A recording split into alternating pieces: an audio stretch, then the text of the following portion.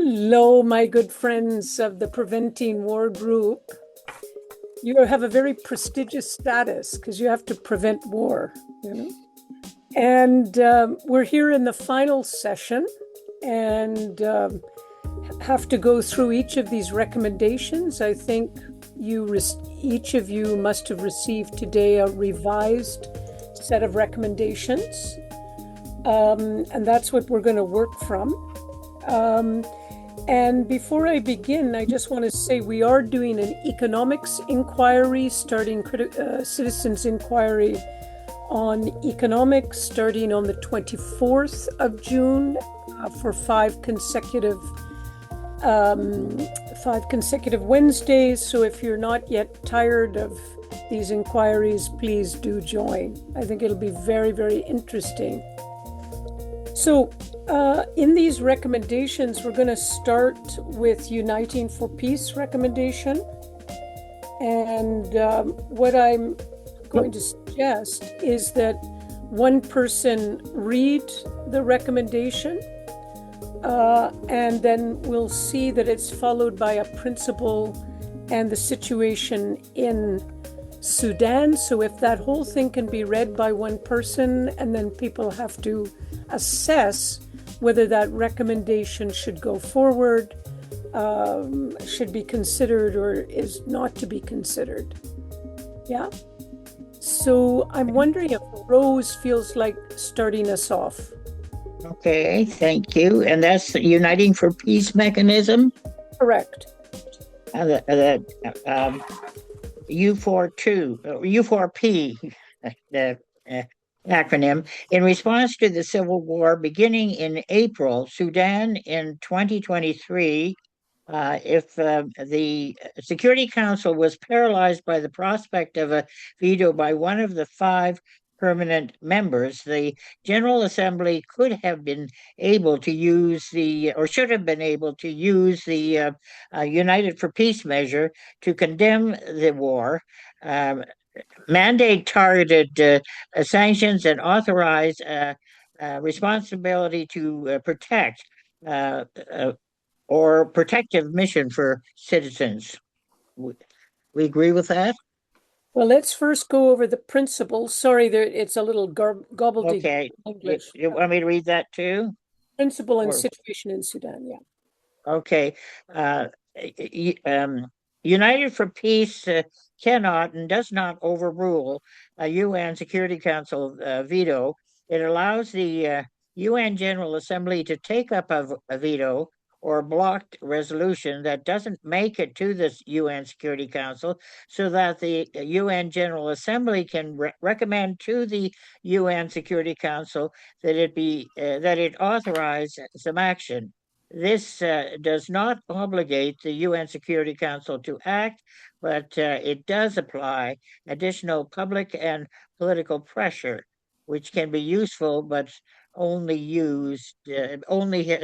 been used 13 times thus far. I take it. Right. And you want to just finish with the situation in Sudan?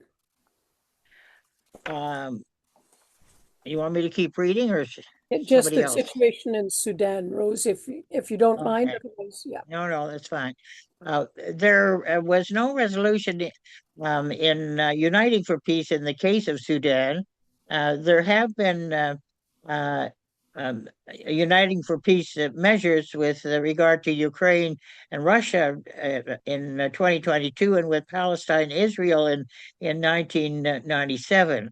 UN Security Council resolution was passed in November of 2024 for a ceasefire in Sudan, but it was opposed by Russia, one of the P5.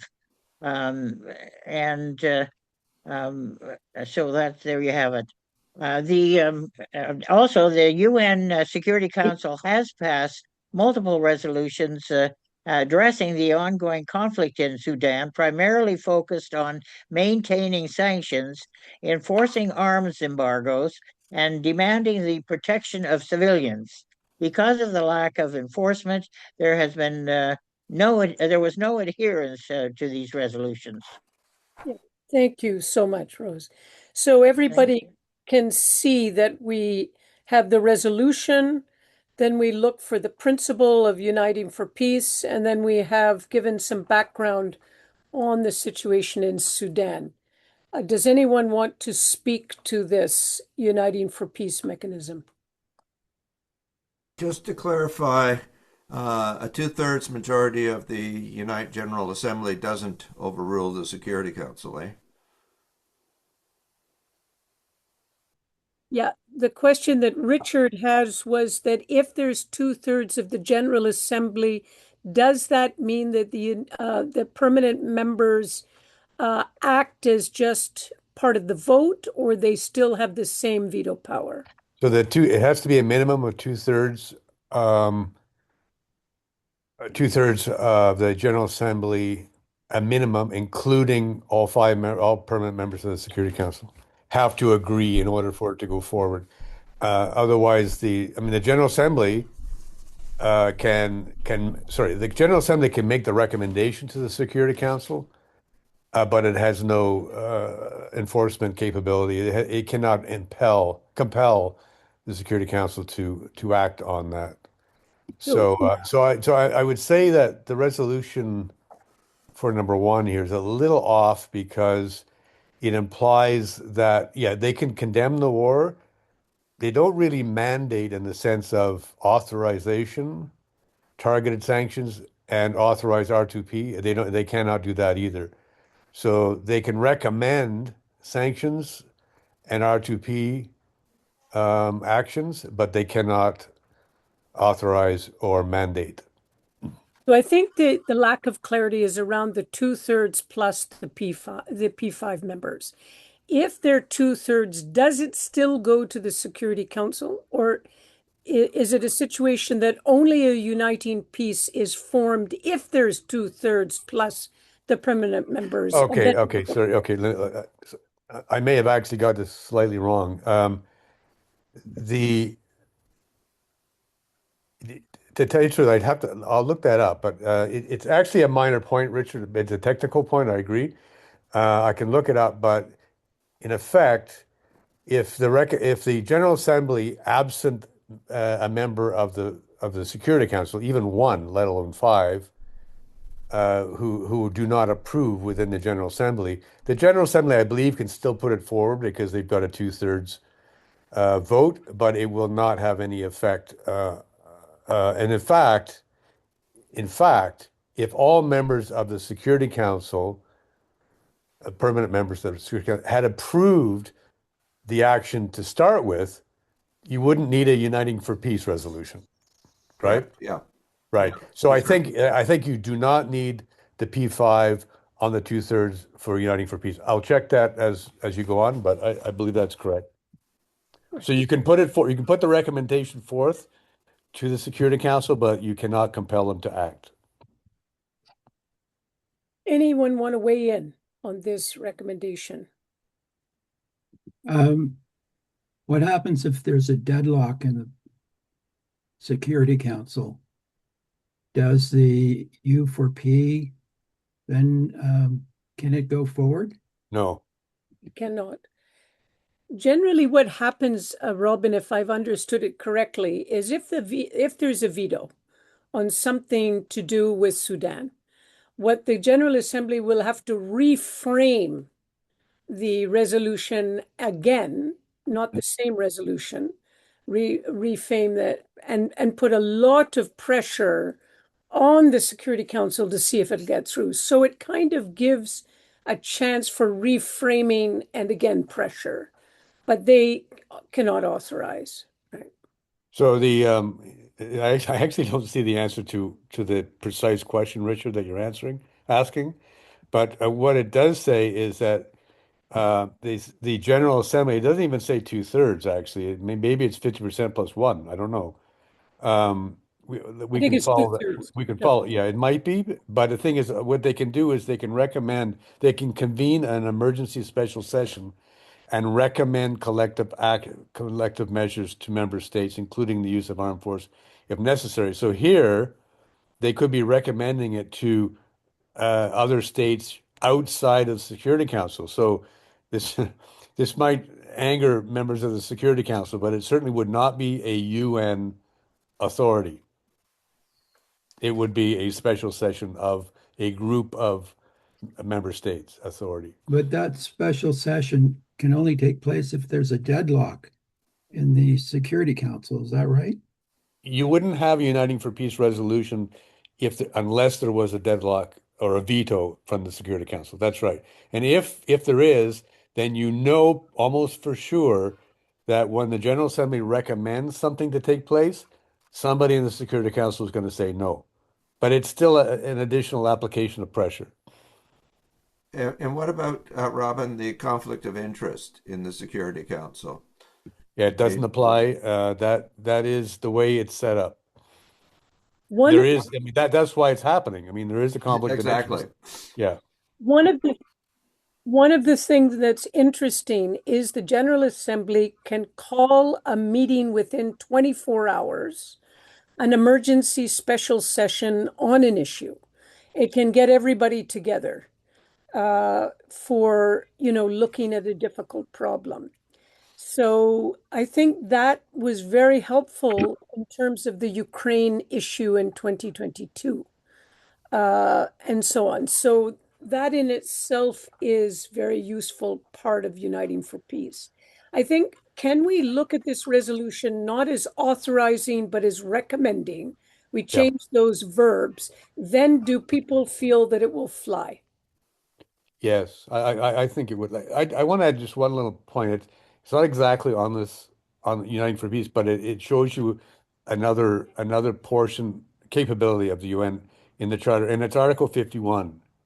So if the Security Council is blocked because of a veto on a peace and security issue, such as a violent incident, because of like there's self-interest, and a member says, okay, we're gonna support the evil dude here.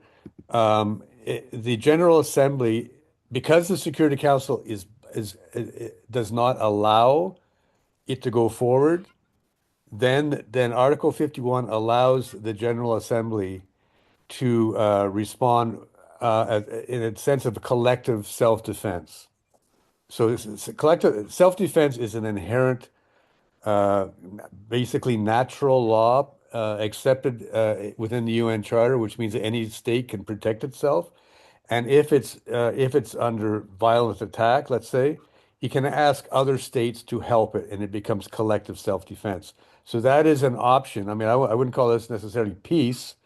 It could be war, right? But Article 51 is related to this as well.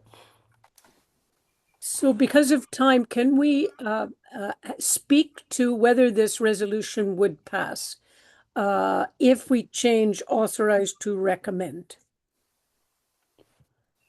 Yes, I'll vote in favor. Yeah, okay, okay. Yep. Richard? That's Yeah. Okay. So this passes as number one. Very good. So we're going to put numbers? I've got a spreadsheet here, by the way. I set it one up. So do you want me to Yeah, keep track? so it passes, fully passes, a definite go in all. Yeah, but we want numbers? Is it like, Yeah, are we it's eight 1, people 2, here, or are we 8 people? Or Liz, yeah, did Lizzie and Lynn put up a hand, I saw. Lizzie put up a hand? She's not on the screen. Okay, we'll put that abstain. Meta, are you voting? Well, I am now. I mean, I may not every time. Okay. I want to see that Lizzie is okay. Can you unmute yourself, Lizzie, and be visible? I'm going to put this on speaker. Yeah. view. Go ahead, there, Robin, with Okay, one. I've got 7 yes and 1 abstain for the moment, unless Lizzie puts in a vote. Yeah, Lizzie, unmute yourself so you can vote. We want to hear from you anyway. Well, she's not going to do it, so. Okay, we go to number 2, responsibility to protect. Richard, do you want to read that one? Is that Sure. Okay, responsibility to protect must be transformed into a binding obligation on member states once it is authorized by the UN Security Council. In the case of Al Fasser in northern Darfur, a place that was one of the worst civilian killings, was not able to protect by Be protected. responsibility to protect. Preventative deployments should be triggered automatically by specific early warning indicators of mass atrocities or increased militarization, and the consent of the very regimes planning the violence should be bypassed. Principle: the right to protect is enabled solely by the UN Security Council resolution. To proceed otherwise would be a violation of the UN Charter, which requires the UN Security Council majority, including no veto. Situation in Sudan: the United Nations Security Council Resolution 2736, June 13th, 2024, demanded the response, RF. That's one side. Sorry? That's one group. That's Yeah. the insurgents. The RSF lift the siege of Al Fasser and prioritize civilian protection. After 18 months of siege, on October 26, 27, 28 October, there was a mass execution of the civilian population, non-Arab, by the RSF. 6,000 people reportedly were killed in 3 days, although this is believed to be a low estimate. The UN Security Council resolution for the responsibility to protect was put forward and blocked by one of the P5 members. Therefore, the UN carried out an independent fact-finding mission by the UN HRC, Resolution S38-1. It documented ethnically motivated killings and identified those responsible for the violence and concluded genocide had happened. The report identified coordinated mass killings, widespread sexual violence, and forced starvation targeting protected groups such as the Zagwa and Fur communities. None of the binding resolutions regarding arms embargo and civilian protection has been acted upon. Concept was agreed unanimously in 2015. It was kind of wasn't like in a direct assembly or of such, but it was supported by the General Assembly members unanimously. So, and I forget, it was a social something conference, if somebody would remember what it was. So it's really a concept. It's not a law, it's not a treaty. It's a concept, which is that in a mass atrocity crime in process, like not necessarily after, because that's too late, that states have a responsibility to solve it themselves, to look for aid if they can't solve it, or if they're the culprits, that other states can come, and this is what we're really talking about here, to the aid of the population within a state. It's not between states, it's within a state. So it's a violation of sovereign borders, basically, authorized by the UN Security Council. And this is the most horrendous killing of civilians. Do right to protect here, it seems like this concept is just not working at all, quite frankly. But yet how important it is. Responsibility for protect has to have the approval or sanction of the Security Council. So how would this apply in here where it's was read that preventive deployment should have been triggered automatically by specific early warning indications of mass atrocities or increased militarization, and its consent of the very regimes planning the violence should be bypassed. How do you do that Go ahead. automatically if you need Security Council approval? Well, automatically it means triggered. That is, the process is triggered, which is Okay. means the Security To Council must seek act the immediately. approval. So it would be an emergency Okay. session to act immediately, right? Could be the next day, right? So the siege lasted 18 bloody months. It's like this. There was a siege by the RSF, North Darfur place, these villages. People were like Gaza, not able to go in and out. were anyway suffering Uh-huh. from starvation. And then suddenly, towards the end, they just get massacred. And some people Yes. fortunately run away. So this seems to me to be a huge problem that the international community is not responding.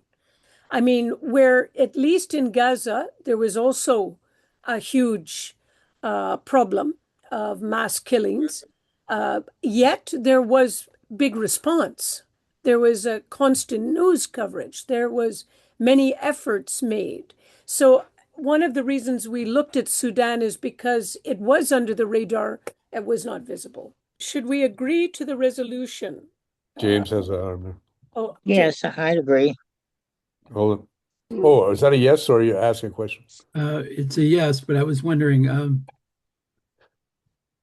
does U4P also come into play here? If it's automatically triggered R2P because of a genocide, and if there's a deadlock in the Security Council, shouldn't it then go immediately into U4P, where the states have to debate it and make a specific recommendation to the Security Council? And if they still are deadlocked, then you've called them out on it and they're embarrassed. So could you connect the two Yep. concepts? Okay. They're definitely related. I mean, there's a whole bunch of these things that are related. I mean, I don't know whether you would do it again. But if you try R2P and the Security Council, there's a veto by one member of the Security Council to go to the aid of Darfur, then you could raise it in Uniting for Peace, and then the same member of the Security Council would block it after the recommendation to the Security Council. So it doesn't avoid the problem, but it escalates the pressure.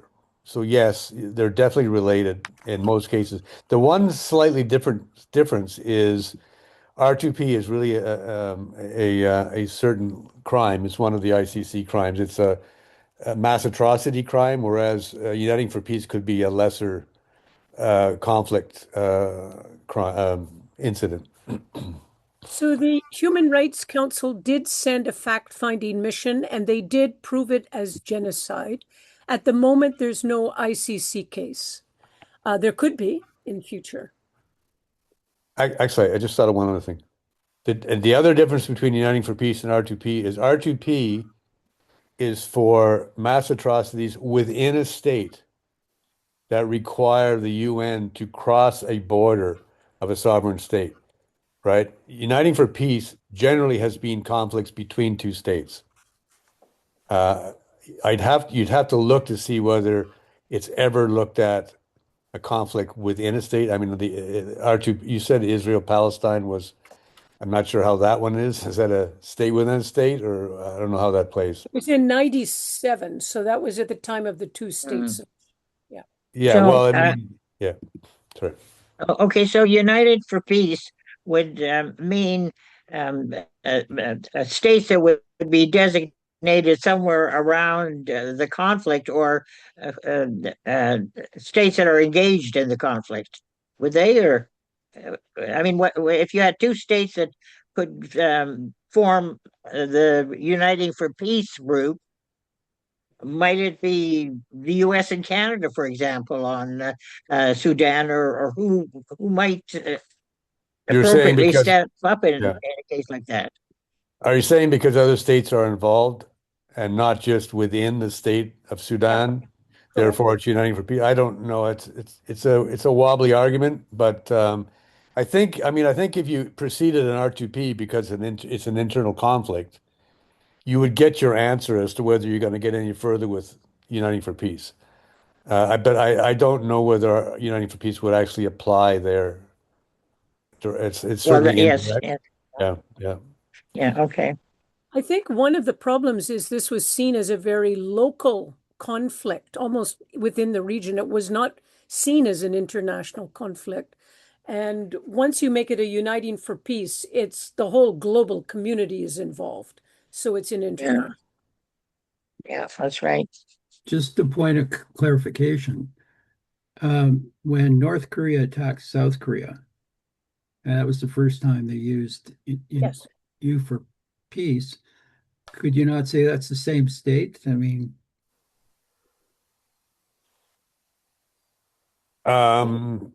That's a good question. I think it was perceived as, I mean, that we're talking about 1952, whatever. So we're looking. I think it was two states at that point. I don't know. I do not remember. I'd have to follow that up on. But I mean, if your point is correct, and it's really a conflict, it's a civil war between within a state, North and South Korea, and uniting for peace was definitely applied.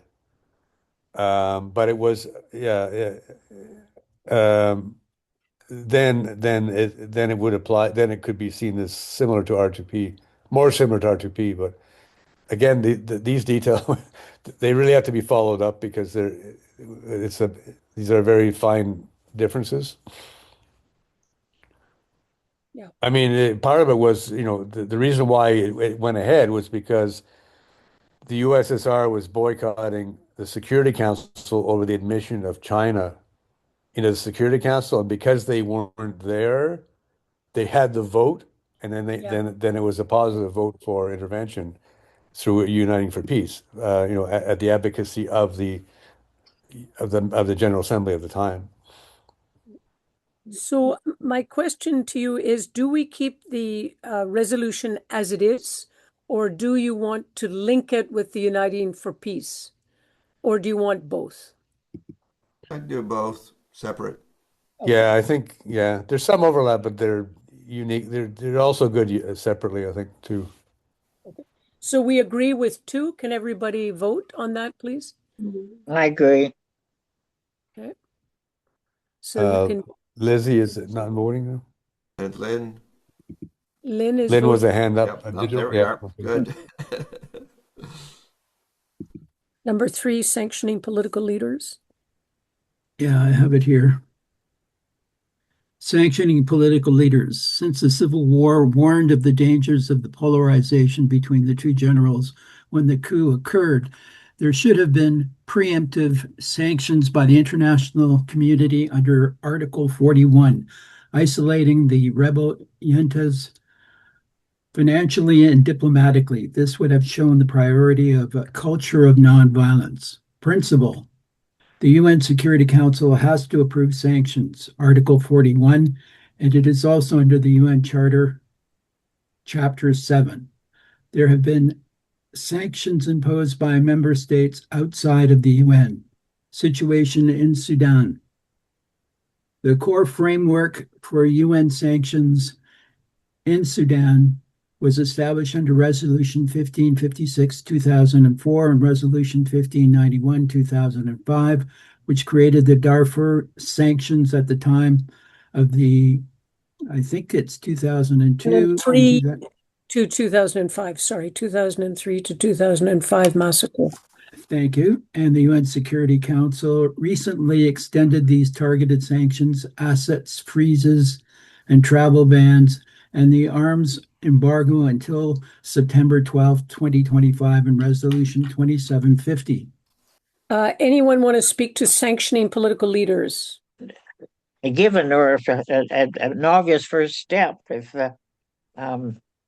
there can't be some of the other more stringent measures like introducing peacekeeping and trying to keep the warring parties apart.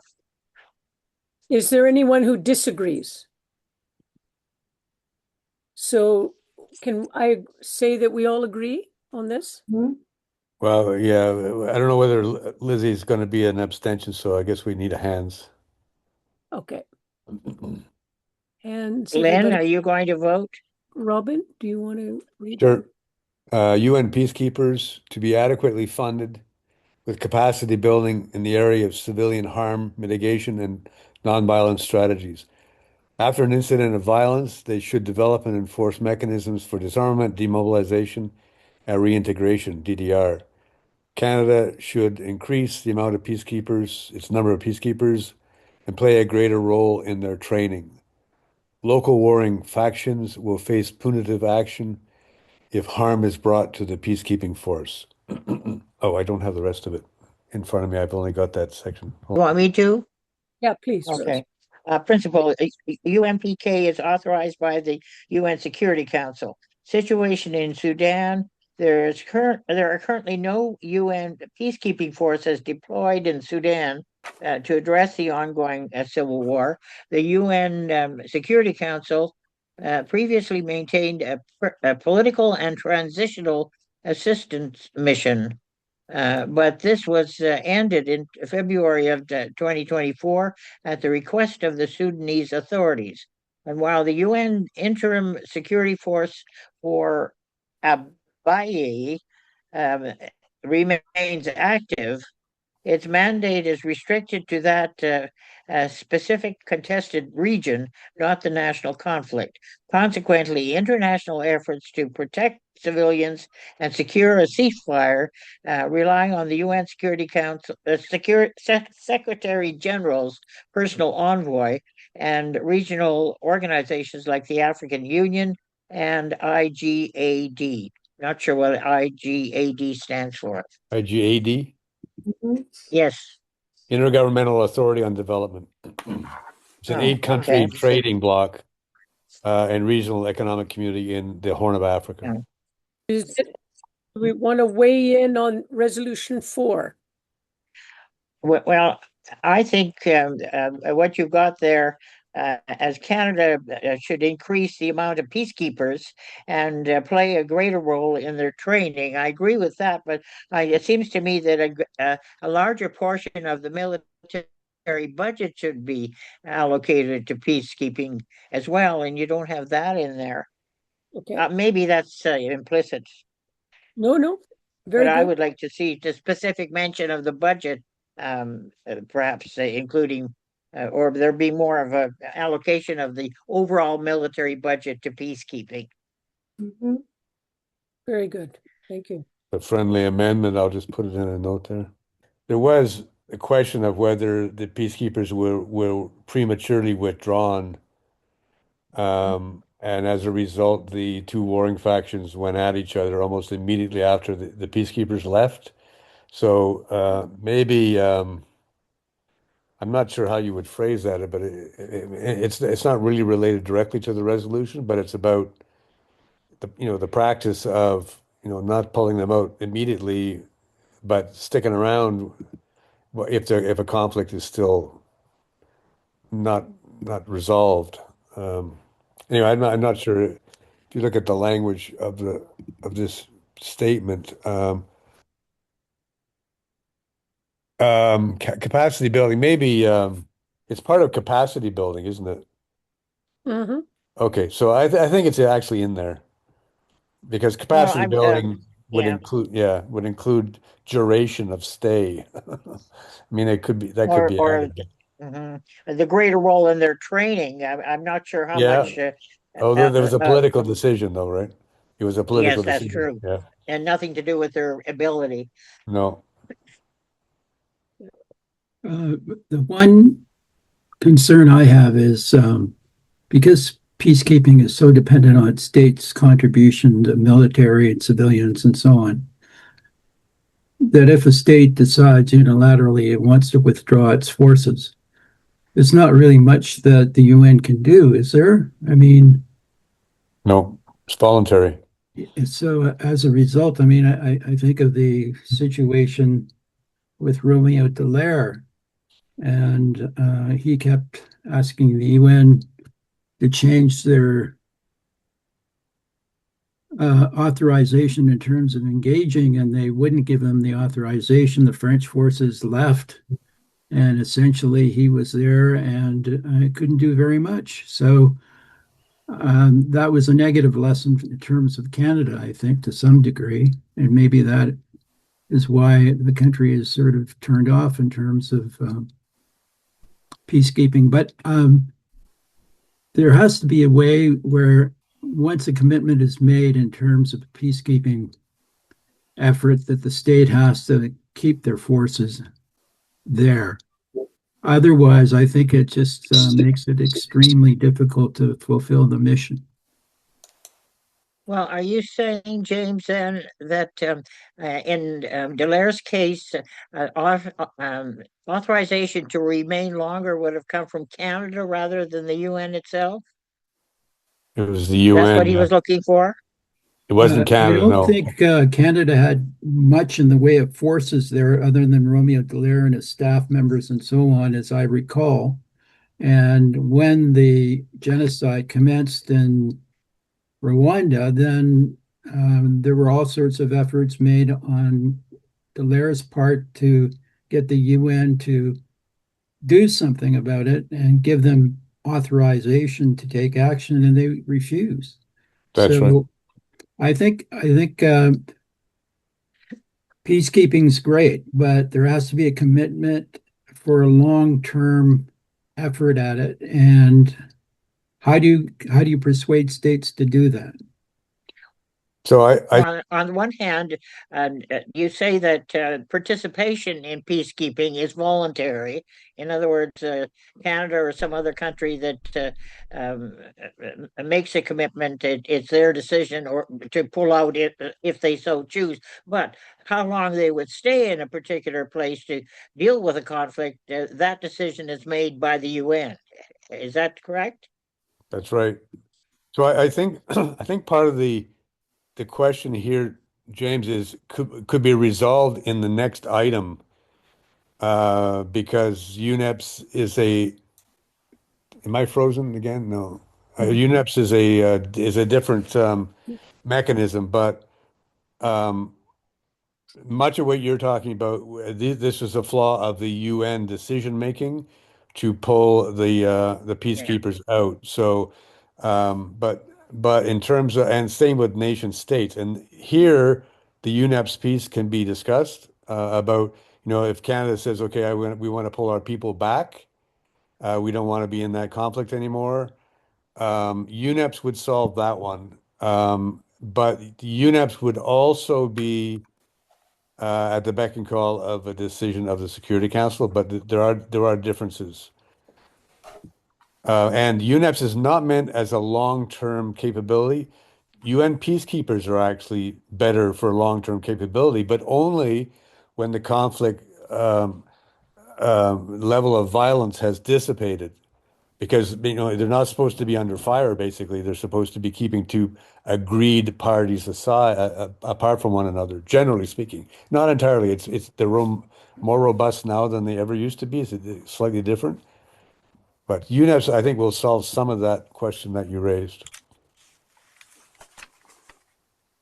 Are we ready to support this resolution with the additions of a larger budgetary allocation of Canada, that POK should not withdraw immediately, should be in there for the long haul, greater role of training?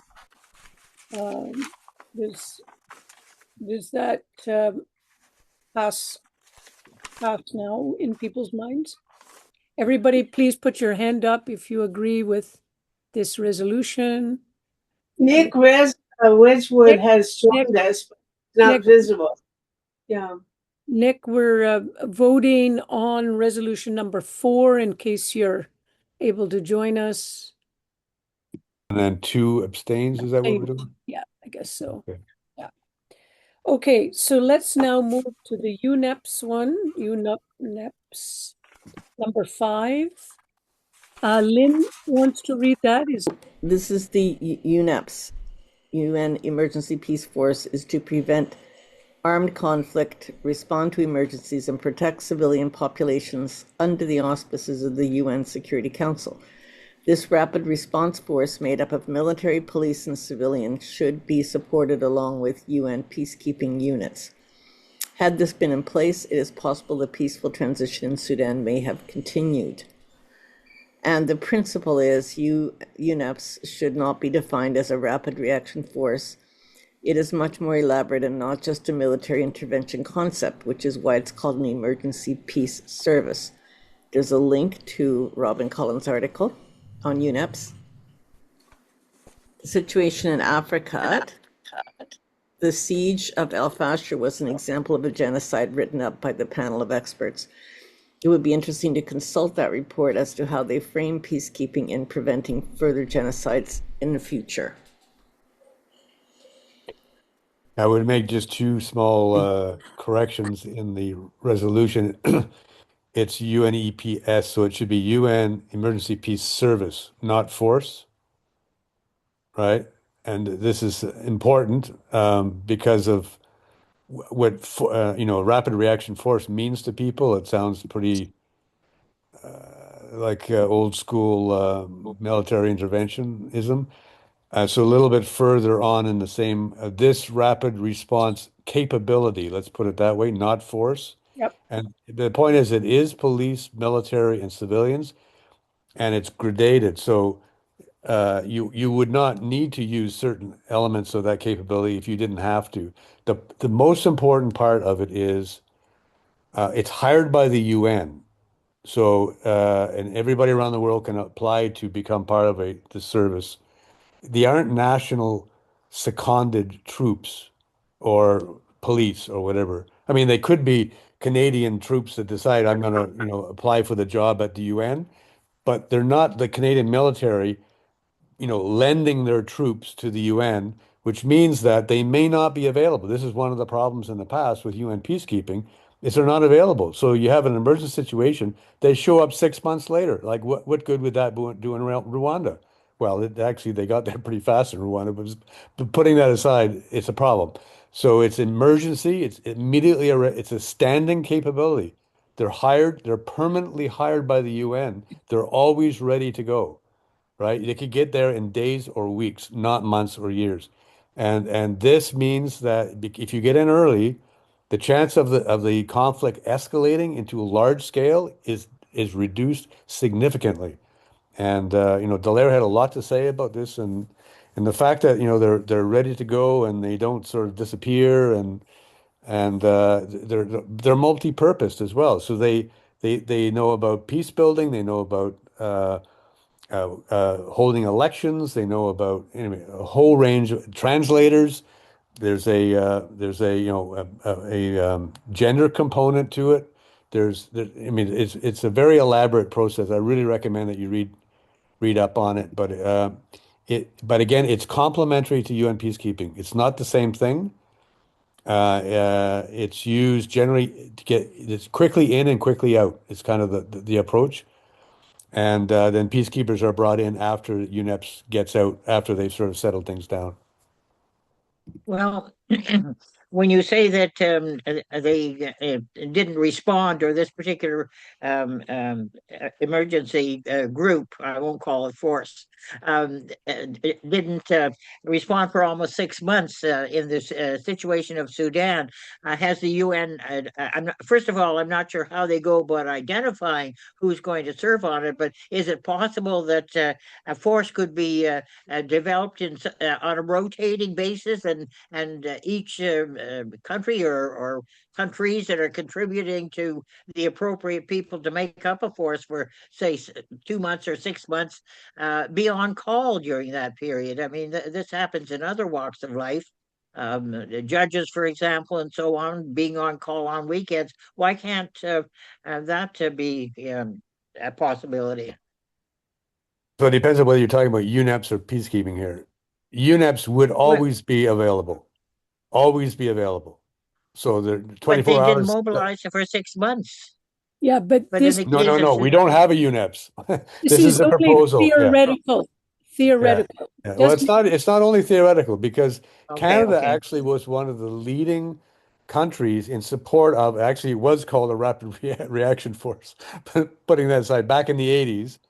And so we were early. Canada said the UN should have this capability. It wasn't quite the UNEPS as it's, laid out by Peter Langell, but so that option was there, but it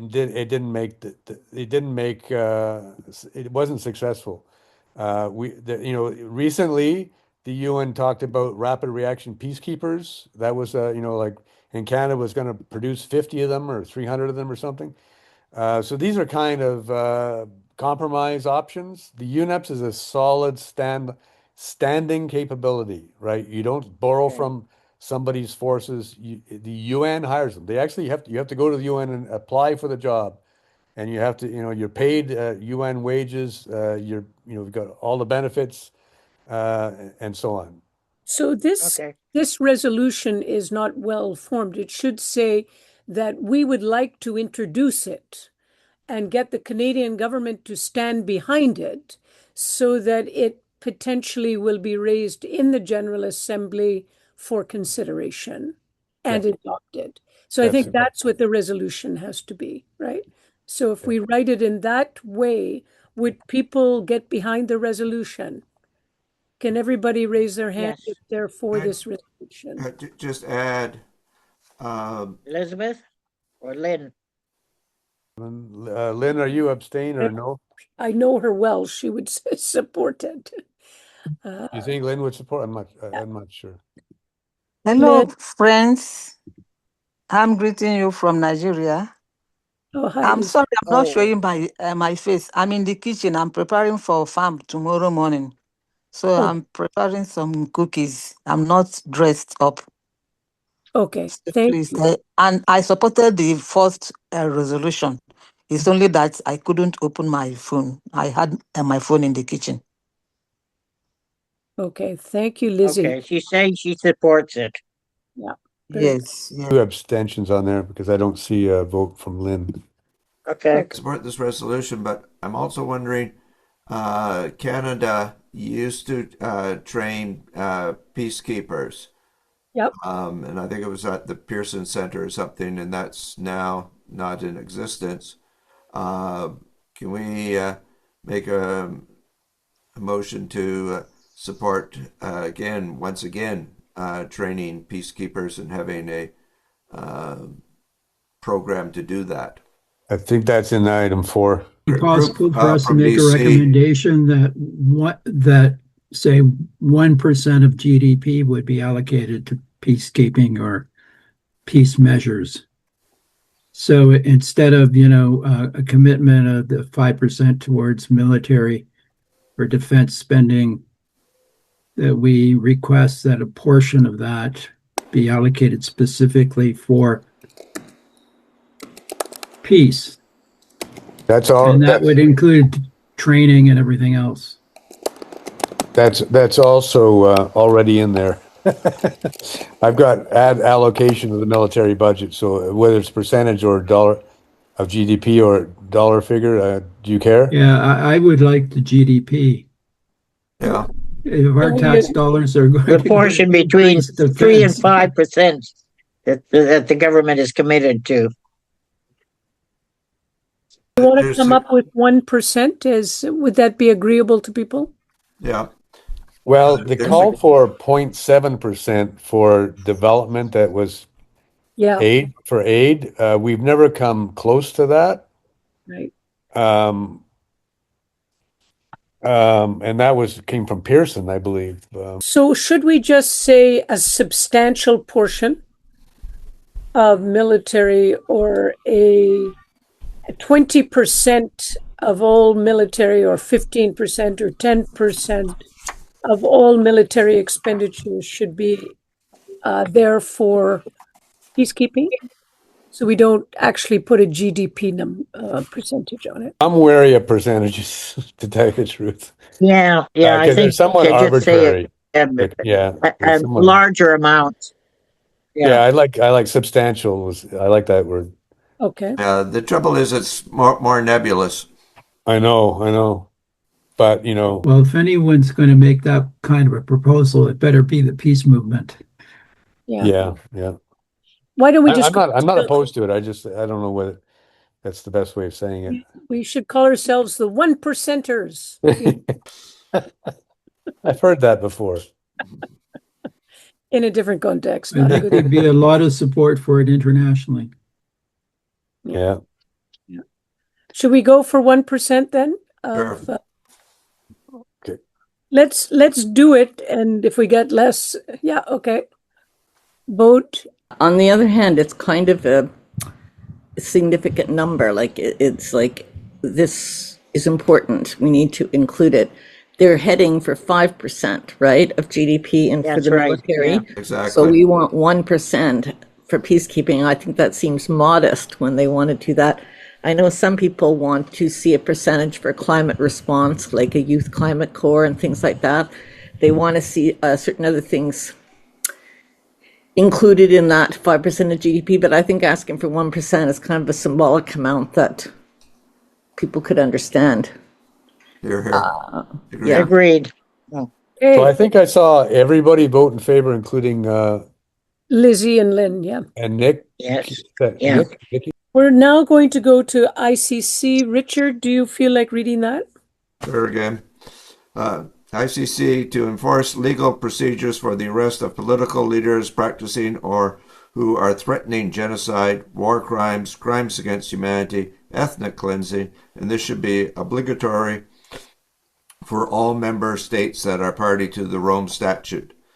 The International Criminal Court depends on member states to arrest indicted war criminals, which is often not followed. Principle. The ICC prosecution can be triggered by the UN Security Council, and a special prosecutor can be appointed, but at the request of a member of the Rome Statute. Situation in Sudan. Sudan is not a state party to the Rome Statute. While the country signed the treaty in 2000, it never ratified it, meaning it has no formal legal obligations as a state party to the ICC. Despite this, the ICC does have jurisdiction over crimes committed to Sudan. For example, the UN Security Council 1593 in 2005, the genocide in Darfur was referred to the ICC, legally authorizing the court to investigate and prosecute alleged war crimes, crimes against humanity, and genocide committed within the region. The case on the Al Fasser situation has not been launched as of today. Correction in the how a prosecution can go forward. It can be a member state. It can be the ICC prosecutor, and I don't believe it has to be the demand of a member state, or where the conflict took place, and or the UN Security Council. I think there's three ways you can get an ICC prosecution begun. Thank you, Robin. Can you just read through quickly those three or itemize the three ways? Either by a Robin? member state, the ICC prosecutor, or the UN Security Council can Okay. initiate.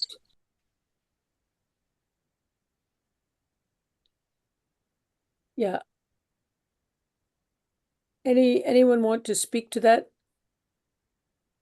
Lizzie wants to say anything about that, the criminal court?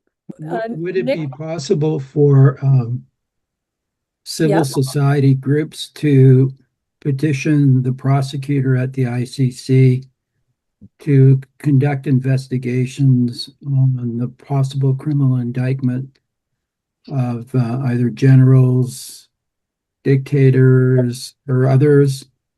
And if that's the case, then wouldn't it be beneficial to have peace groups coming together and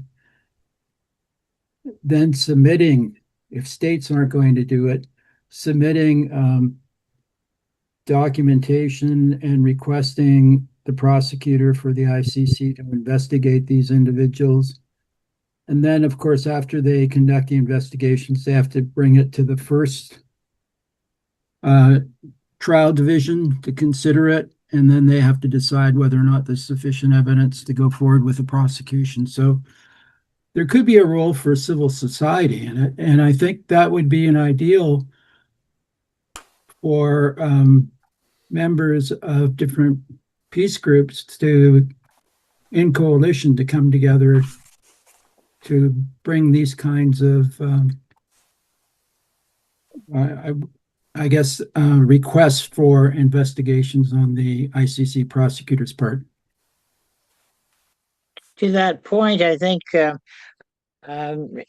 it was indicated earlier in our discussion last week or what we were encouraged to read, that civil society or the general population in Sudan did want peace, and somehow that was overridden by the government of the day and well, the warring factions. So if they got that kind of support from peace groups or whatever, as you're suggesting, James, that might have gone forward and made a difference.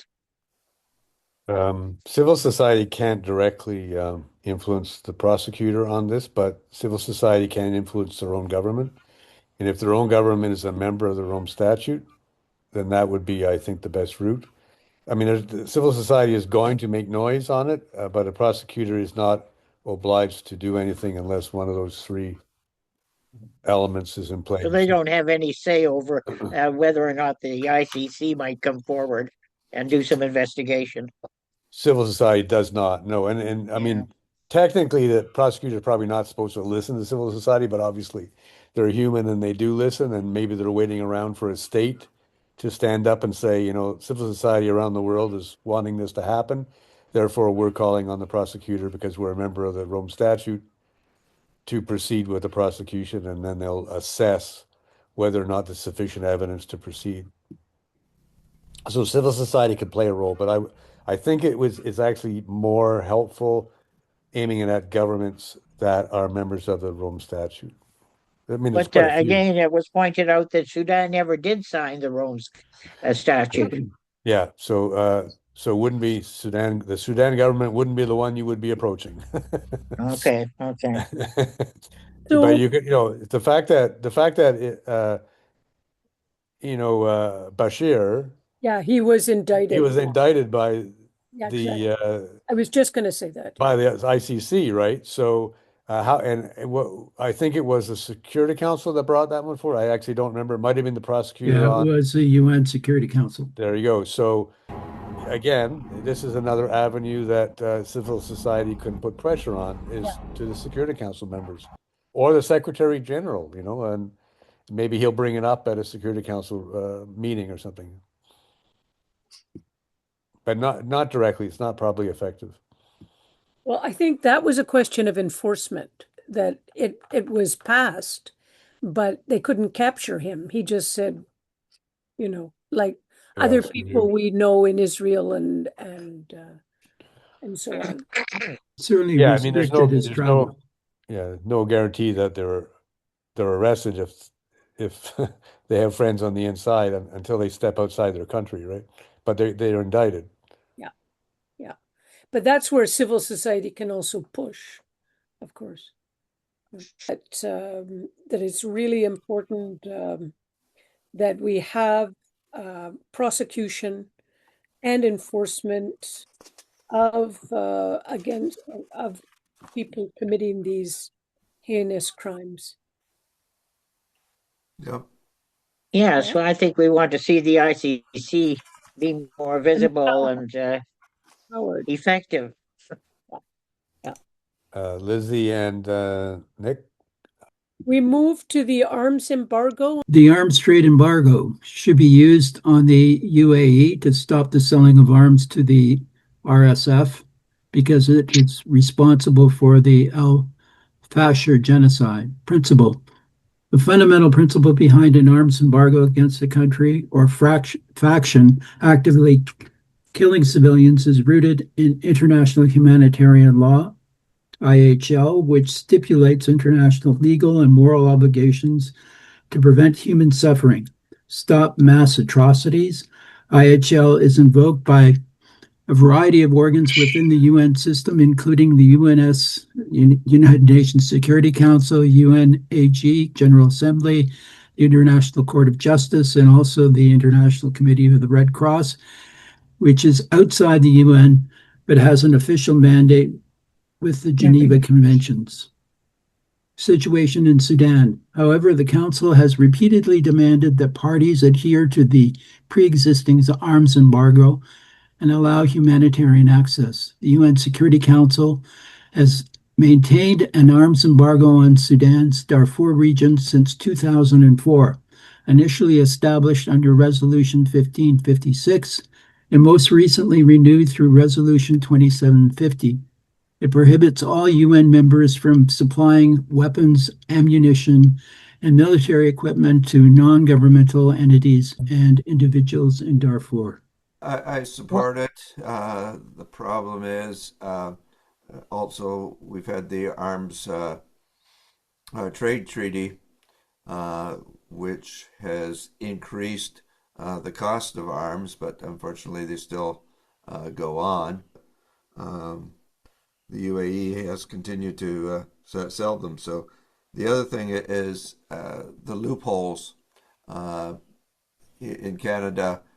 Canada sells arms to the United States, which then sends them on to Israel. So that's a loophole that I think needs to be closed. Illegal arms trade, I think, is one of the serious problems.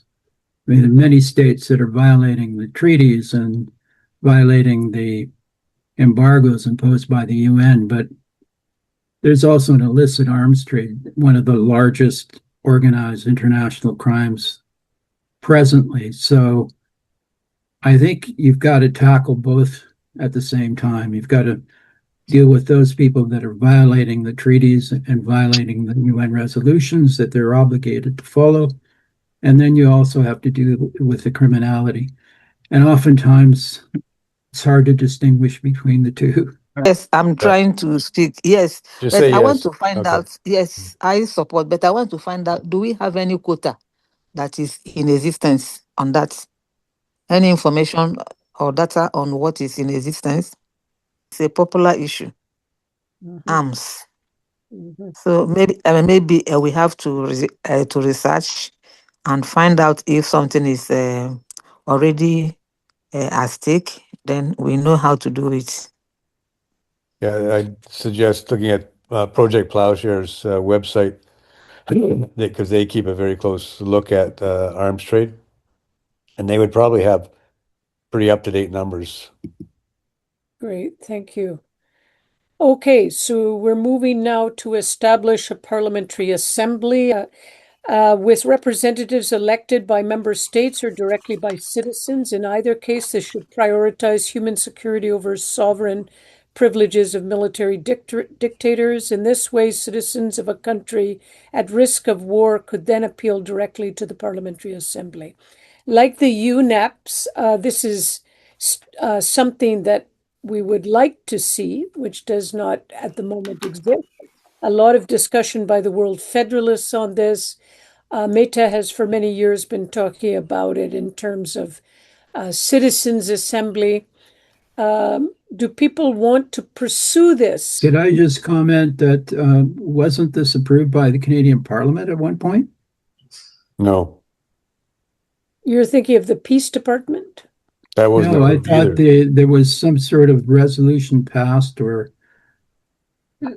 by Parliament in support of citizens' assembly. Yeah? Oh, a citizens assembly. At the UN or in Canada? At the UN, I think. Really? There were a number of, I think that, I could be wrong, I but don't think so. there You were think a there It's a was number very one? of groups that It's a very supported the idea. popular initiative being proposed, but World Federalists speak to its need, and so it might be somewhat counterproductive if we didn't approve it. Yeah, absolutely. So should we agree I to mean, yeah, Canada does not currently support the UNPA officially anyway. Okay, I just want to make one point. I'm actually going to abstain on this. I'm not opposed to the idea. I see it as a bit of redundancy and competition with um, a General Assembly. So I mean, I see it as having a potential utility. I also see it as having spending a lot of time on something that might not achieve much. So I'm definitely not against it. I'd like to abstain on that, but I encourage others to support it if they feel this could be something creative and useful. Well, I must admit I share Robin's um, ambivalence over it, but I'm still going to vote yes.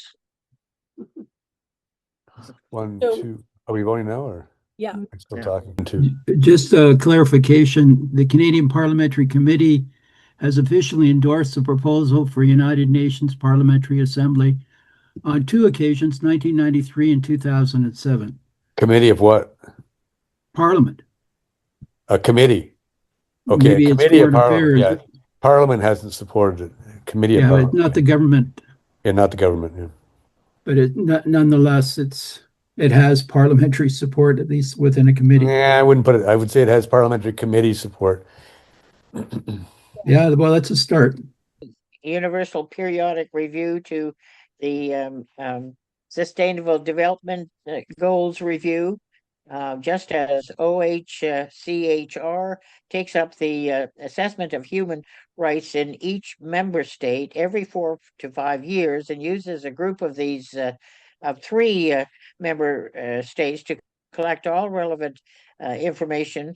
It is proposed that this is done on the Sustainable Development Goals. This will reinforce the importance of the Sustainable Development Goals. Civil society's humanitarian response. Emergency response rooms in Sudan are civilian-led humanitarian action in recent times that have sustained millions of lives at extraordinary personal risk. So Carry on. it's important that ERR, emergency response room volunteers, are seen as humanitarian workers, I'm sure that's meant, protected under international humanitarian law where they are protected. You may want to reword that a bit. So 9 is applying universal periodic review to SDG review. That is separate from the civil society's humanitarian. I'd just like to add that goal number 16 specifically refers to peace and justice and strong institutions. So it would definitely be in keeping, I think, with what we're promoting here. So is everybody agreeing with this SDG review being, yeah? Can we get everybody's hand on that? Two, Rose? three, four, Jeannie? five. Rose, your hand was up. Yeah. And on this idea of emergency response rooms, this was put out by Peace Bureau. The Peace Bureau is a very important thing that in Sudan, the volunteers, basically civil society humanitarian workers, should be protected under humanitarian law. Yep. Okay. Yeah. Then peace education in school, Rose, do you want to? Yeah. Okay, that teaches the normative values of the UN and to get young people to understand resolving conflict and building a peace within our lived experience. I would say speak to that. We're certainly in providing this kind of peace education in schools going to be in competition with an awful lot of social media and popular culture. So it seems to me that has to be addressed as well if you're serious about peace education in schools. This is on peace education, Lizzie. It's point number 13. Those who engage in illegal arms and drug trades and human smuggling and trafficking should be pressured by the community to stop. I have a theory about war, and I'll boil it down really that it's very profitable. It's profitable both on the legal side and on the illegal side, particularly on the illegal side. The top three international crimes are drugs, illegal weapons, and human smuggling and trafficking. And human smuggling and trafficking is probably the fastest growing international crime. All of these, of course, are interdependent and based on wars and armed conflicts. So the trafficking in illegal arms, of course, really thrives off of wars, whether they're international or civil wars. And of course, they create refugees, and that, of course, feeds the smuggling and human trafficking end.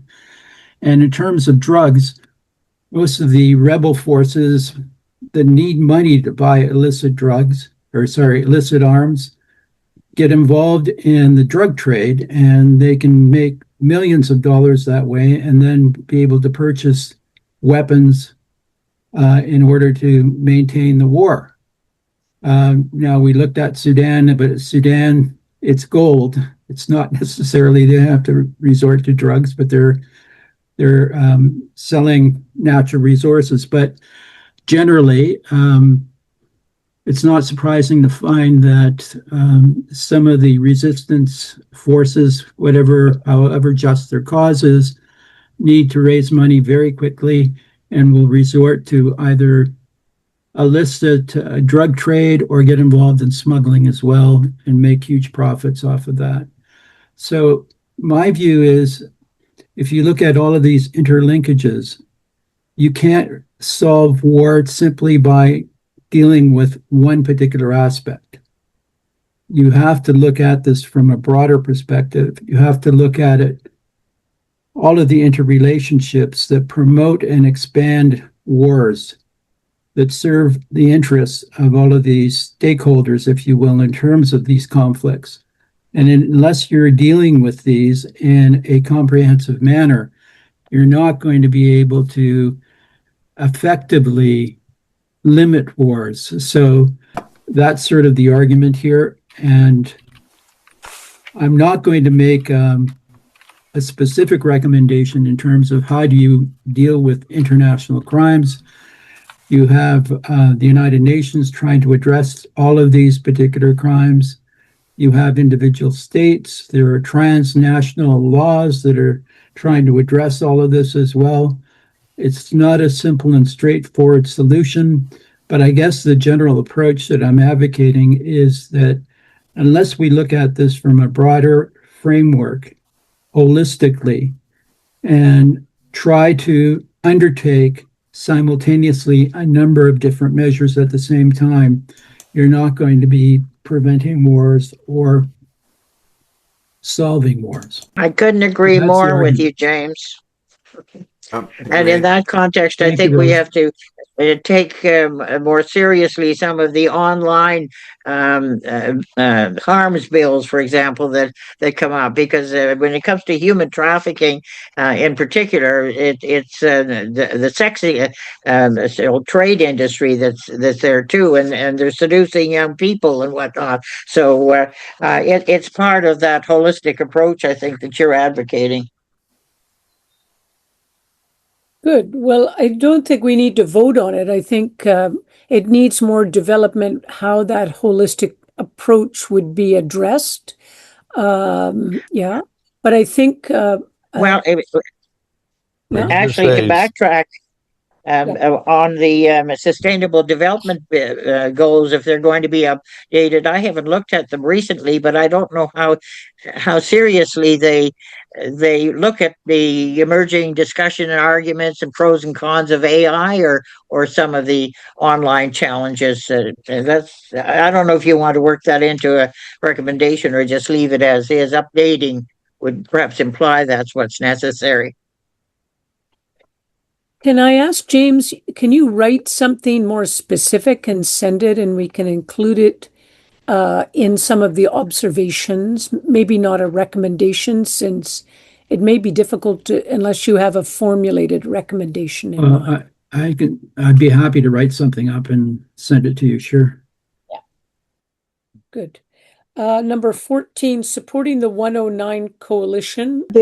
I'll be organizing a forum in about 10 days or something like that with Winston Langley, a professor of political science, retired University of Massachusetts, Doug Roach, and Robin.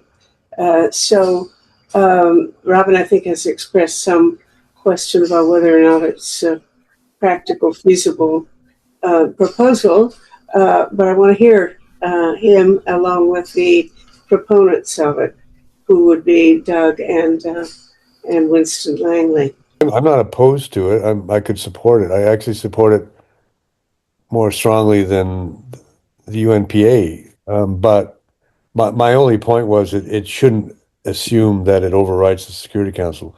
So it's along the same lines as Uniting for Peace and so on, and therefore it has similar utility in my view. Well, I would like to see us vote for it, but of Yeah, course, I would support voting for it too. I think we will get some maybe elaboration of what would be involved in a week or so, and I don't think it's going to change anybody's vote. Who knows? But you can look forward to it anyway. I want to put you on notice that this thing is coming. But I'd Okay, like can to vote for take it. this for a vote then, the support of the 109 coalition. Okay, we're good. 9. Okay, all 9. Mhm. And then last but not least, this is addressing, it's not so much a resolution, but something very important about addressing the collective and transgenerational trauma which fuels cycles of violence, fear, and aggression. So this is something that Charles Tauber, one of our Project Save the World experts from Croatia, works on and really wanted us to bring it into preventing war. I think it's a very important thing or resolution to support, and it overlaps with the one that James is going to be drafting for us. I mean, the question would be if we vote on this, and why wouldn't we have voted on James's one? Let's Okay. vote on Okay. both of them. Addressing collective and transgenerational trauma. Could you please all vote? Okay, we got 9 on. Okay, we got to move. Okay. Good. So guys, we've moved through these resolutions. Thank you for your patience. And I think in the process, we got to learn something about the UN, prevention of war, and we got to learn something about Sudan. So I'll work with Robin to get these finalized resolutions, get them back out to you. If there's any further changes, you'll let us know. Thank you very much, Jill. Thank you, Jill. And Thanks, Meta. everyone. Thoroughly Meta. enjoyed it. Yeah, Yes, it was. And we did learn a lot. I did. yeah, And the great. day was productive. Thank you. Some of you come back in a couple of weeks and we'll start all over again with the economy, global economy. Yeah, Well, 24th. they've been quite engaging. I must say, I've enjoyed them. In Bye-bye. the economy. Yes, Bye all. go. Bye-bye.